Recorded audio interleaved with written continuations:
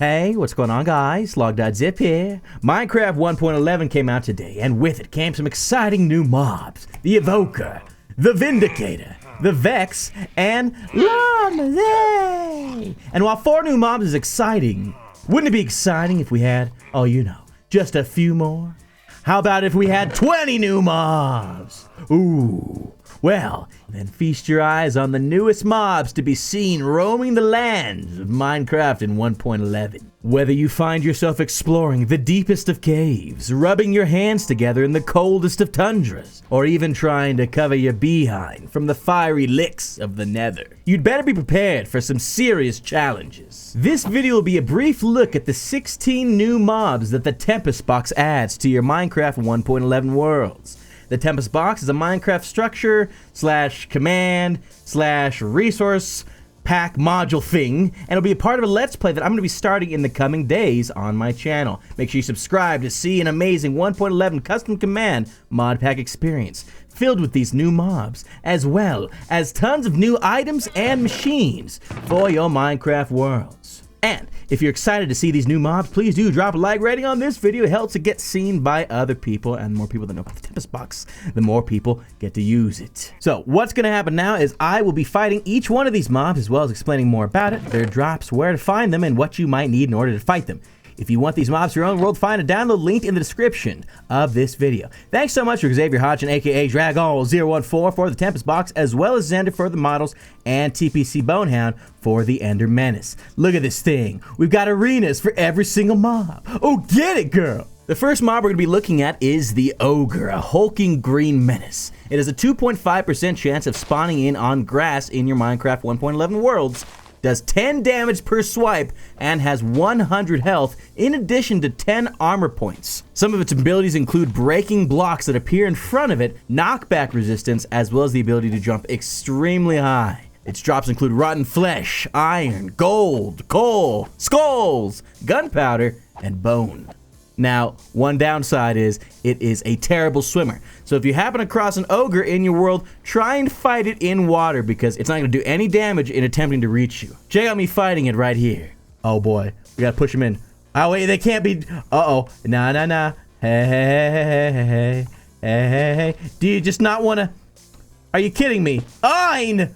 There, now y'all stuck. No, stay away. Best way to do this is going to be to just slowly kill them. Yeah, this could be a while. Yeah, there we go. Now let's check out the haul. All right, we got some gold. Our next mob is Aquarius, an amphibious creature that lives both on land and in the sea. It has a 25% chance of spawning near water wherever other mobs are spawning.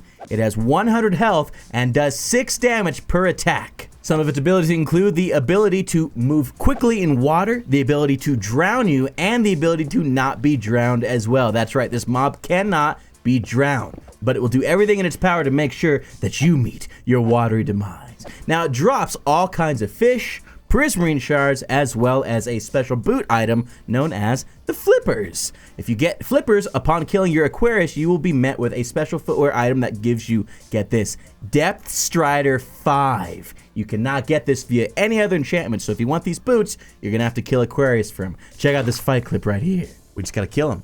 We gotta kill him before he drowns me. There we go. Man, oh man. Using a speed 2 boost, we can see that even with the speed boost, we are moving just as quickly in water as we would be as if the Depth Strider 5 was a real working enchantment. And in this case, it is. Our next mob is the Vampire, and this is a very special mob in that it can only be killed in a certain form. It has a 4% chance of spawning in your worlds on stone. And as I said, it can only be killed while transformed. Now, what does it transform into? Well, it transforms into a bat. When in bat form, it will affect you with a wither area of effect. So anytime you are near the bat, you will be hit with wither. Now, the bat form is the only time this vampire can be killed. Otherwise, it's pretty much invincible. Now, it drops a vampire fang. However, this is only going to be useful if you have the curses module installed in the Tempest Box pack. Check out this fight. It's crazy. Stay back, stay back, stay back. Oh man, gonna die again. I'm gonna die again. Now, if you happen to actually pick up a Vampire Fang, eventually it's gonna do a lot more than what it does now, which is nothing. It doesn't do anything right now, but in due time, dude, okay, there, finally, that other one died. Okay, hopefully this one,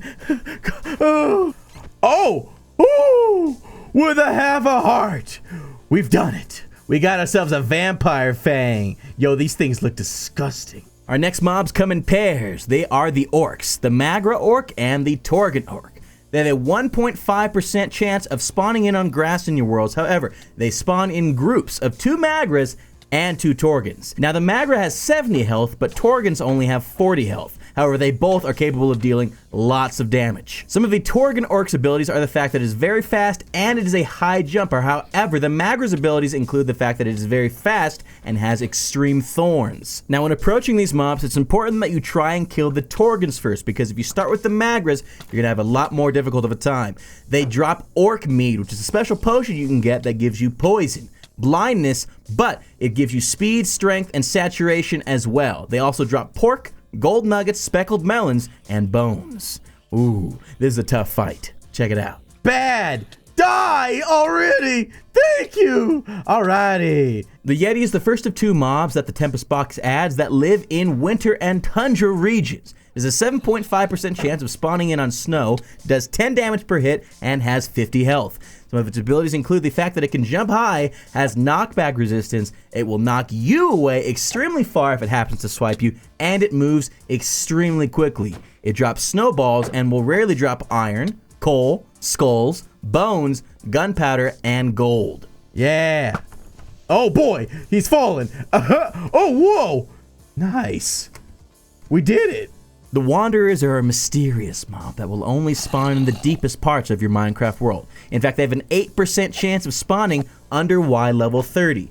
They do 8 damage per hit and have 100 health, and they've got some crazy abilities as well. They will blind and weaken any nearby players, and it will stop them from breaking blocks as well. So make sure you're not caught in some corner you don't want to be in, because you're not going to be able to escape out of it. If you find a wanderer in your cave, fight it with non-melee weapons, otherwise you're sure to aggravate it. Fight it with bows, splash potions, even explosives. Speaking of, it will drop gunpowder upon death, as well as glowstone and redstone. Where did he go? Oh man. Yes! Finally killed him. Dude, that was scary. Our next mob is the Mage. It has a 5% chance of spawning in on stone, has a whopping 150 health, and can do 6 damage per melee hit, but it has a lot of magical abilities, and those are the ones you're going to want to watch out for. Some of these abilities include the ability to summon in lightning nearby, healing nearby hostile mobs, levitating entities including yourself, summoning in ogres, and spawning in fire tongues, which are bats that are on fire and spread fire wherever they fly. This fight is extremely difficult, especially in close corners, so make sure you've got open space when you try and take on the Mage. Upon killing the Mage, you'll get a Mage's Wand, which has special powers that we're going to talk a little bit more about at the end of this video. The Ender Menace is a warped version of the Enderman that's got a bone to pick with you. It's got a 1.5% chance of spawning in on grass, deals 7 damage per hit, and has 60 health. Now, since it's really just an angry Enderman, it doesn't drop anything different other than Ender Pearls. However, it does have some special abilities that you need to watch out for. It will turn all nearby zombies into baby zombies, all nearby skeletons into wither skeletons. It will power nearby creepers and poison villagers. And not only that, but it carries an ice block around with it, so if you have any torches nearby, there's a good chance it's gonna put them out. Now, I recommend you stay away from these creatures and only fight them if you absolutely need to. They won't go out of their way to attack you, so don't attack them unless they're powering other mobs you're trying to kill. Yeah! That took like... I don't know what sound that was. That took a good 4 minutes. 4 minutes just to kill one mob. Not good. Bad. Not much is known about the Nether Night, other than the fact that you can find it in the Nether. It's got a rare chance of spawning in on Netherrack. However, its health levels, damage, and weaknesses are unknown at this time. It will spawn in nearby lightning strikes to hit any players that decide they want to come close to the Nether Night. And in terms of drops, not much is known there either. All I can say is if you see one, drink your speed potion and run. There's nothing too special about the angry zombie other than that he's angry, and he happens to be angry at you. He's got 40 health, will deal 6 damage per hit, and moves extremely fast. Upon dying, he drops rotten flesh and rarely will drop emerald, redstone, gold, and iron. We're gonna go ahead and fight a few now. Hey. Nope. Way I'm dead. The Blight is the second of 2 new cold-themed mobs that the Tempest Box adds to your world. This has a 2.5% chance of spawning in on snow, has, get this, 2,000 health. 2,000 health! And does 8 damage per hit. Not only that, but it will slow the player, aka you, when you get nearby, and it will summon in flying snipers to try and take you out as you take down the Blight's health. Now, its weakness is TNT, and TNT will do about 700 health worth of damage to the Blight, aka only about 3 TNT to take this baby out. Now, it happens to drop the Blight Wand, which is another special item we will talk more about at the end of this video. Just know that if you're using TNT to kill the Blight, there's a chance you might destroy your wand. Use TNT. TNT, always the answer. Hey. Blood! Well, at least he blew up. The assassin has a 5% chance to spawn in on sand, does 7 damage, and has 50 health. Now notice something special about the assassin here. It holds not only a sword, but a bow as well, and it will switch between them depending on how close or far you are in an attempt to kill you. It also spawns in ninja dust that will allow it to run and hide so that it can assassinate you without you knowing. It drops a special katana weapon which has 2 different uses depending on what hand you hold it in. In your main hand, the katana has an extremely high attack speed, while in your offhand, it has a slower attack speed, but your player speed is increased as well. Fine. Oh, and where'd he go? Oh, hey, yeah, that's right. Suck it.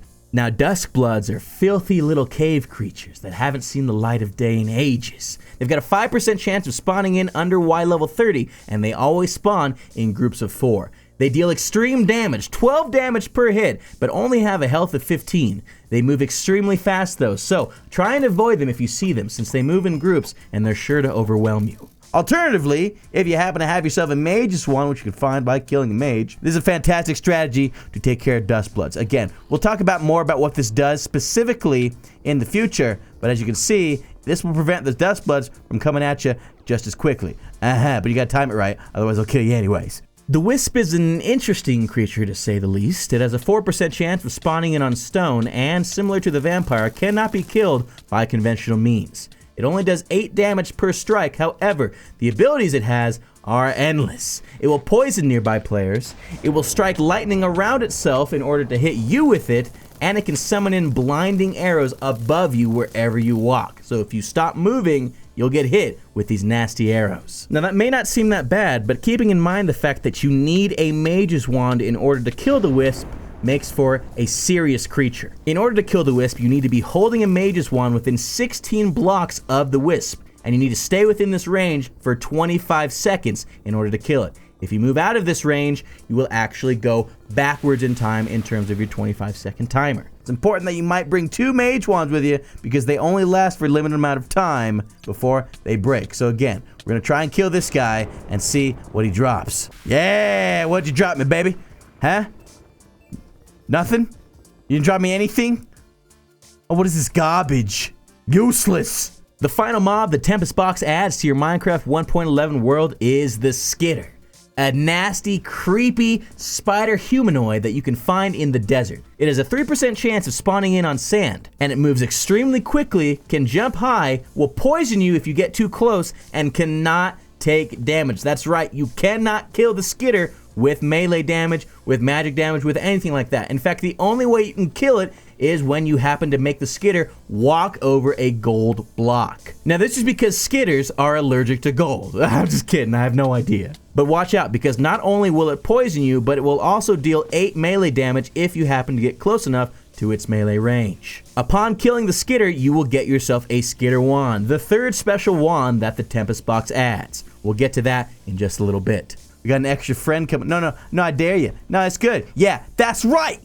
Say something about it. You got nothing on me. Oh, that's a nice haul right there, I gotta say. Now, there are a plethora of items that the Tempest Box More Creatures module adds, including the Wisp Diamonds, the Vampire Fangs, Flippers, an unknown item just called Leather Boots. It comes with Fire Protection 5, and if you note here in the special items section, the Nether Axe is missing. So this may have been an accidental, special item. But for now, all we can do is speculate. Here is the Orc Mead, here is the Katana, but the big explanation comes with our wands that we have right here. The Mage Wand, the Skitter Wand, and of course the Blight Wand. If you're wondering why the Blight Wand has different versions, if you look at the stats here, you'll see that they vary in percentages. This signifies the fact that the Blight Wand will actually come with different levels of ability, different speeds, attack damages, knockback resistances, as well as armor bonuses. But for now, let's go ahead and explain what each of these does. On that, the one thing you need to note about all these different wands is that they have lifespans. Each of these wands has a timer.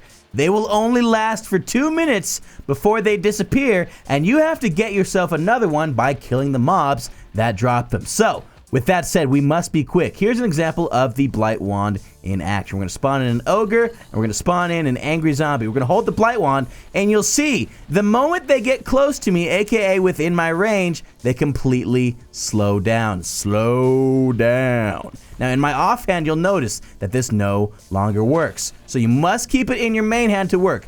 You'll need to use weapons of your choice in your offhand, such as the Flint and Steel. So you can use the Flint and Steel to take out some of these mobs. Alternatively, you just decide, oh, I'm a Blight because I've got my Blight Wand, and when you're using the Blight Wand, you absorb all of the special armor abilities as well as strength abilities of the Blight. So you could just attack these guys, and if you're not seeing here, it's actually doing serious levels of damage. Oh, there's too many hearts in the way. Get out of my face! As you can see, we got some serious heart there. Look at that. Look at that. Coming in with it. Yeah, give me that orc meat, baby. Yeah, this is an annoying sound. Next up is the Fire Wand. You already caught glimpses of the Fire Wand working in certain ways, namely to take out some of the Duskbloods, and as well as the fact that you can use them to levitate mobs. So we're going to spawn in a couple friends right now, and we've got our Mage Wand, and you'll see they all get levitated like a crazy man the moment they get close to you. Especially, look at this guy, he's all over the place. We're gonna need to light this on the ground. Now we got to watch out for the fact that, unfortunately, whether or not the vampire can get killed by the Mage Wand is yet to be determined. These mobs will all get levitated when nearby, and upon touching you will be set on fire as well. Pretty scary stuff, if you ask me. Now, he can't get me. He sucks. He's the worst guy. Oh, boy. Oh, it broke on me. Oh, we got to get out of here. I'm going to put on my Blight Wand for the time being. Yeah. And we'll just attack these guys the proper way. Look at it. Look at it. Yeah. And our final show-off moment is going to be the Skitter Wand. We're going to spawn in a bunch of mobs right now. And then we're going to put the Skitter Wand on, and you will see what happens to nearby creatures that try and kill you. See all these little tiny black, it's actually spiders, and they're all attacking the nearby creatures. Constant damage. The spiders are literally covering these guys' faces. Not only that, but with the Skitter Wand, you have Jump Boost 3, Speed 3, and Bane of Arthropods 3, so you can take out nearby creatures with relative ease. Look, they're actually fighting each other right now. Yo, these two are getting at it right now. I'm going to take out this guy in the meanwhile. He's got a lot of health, but I ain't too worried about it. Yo, die. Y'all suck on the real. You can even get the skeletons up here. Yo, my gosh, talk about a particle overload. Look at all this. Come on, baby. Come on, baby. We're running out of time. This thing only lasts for 2 minutes, remember? And then what's going to happen? Kill them all slowly but surely. Come on, baby. Ew, come on. Otherwise, we're in some serious trouble here. All right. Can't reach us just yet. Look at this. They're actually fighting each other right now. Hey, hey. Wow, what is all this about? The particles are real right now. Dude. Oh, and it broke. Well, that is probably just kidding. I got the blind stick, baby. Ooh, you've died. And why not? Let's go ahead and kill you too. But my friends, that is going to do it for the 16 new creatures that have been added using the Tempest mod pack created by Xavier Hodgson with help by TPC Bonehound, as well as its Zender. 16 new creatures for your Minecraft 11 world. Will you be brave enough to add these terrible mobs to your world?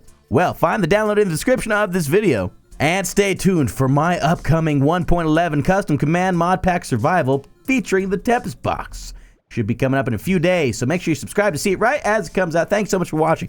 If you thought this was informative and or entertaining, please do drop a like rating on the video, baby. It means so much to have support for the channel. Of course, thank you so much for watching, and if you excuse me, I need to go milk this cow. We'll see you later.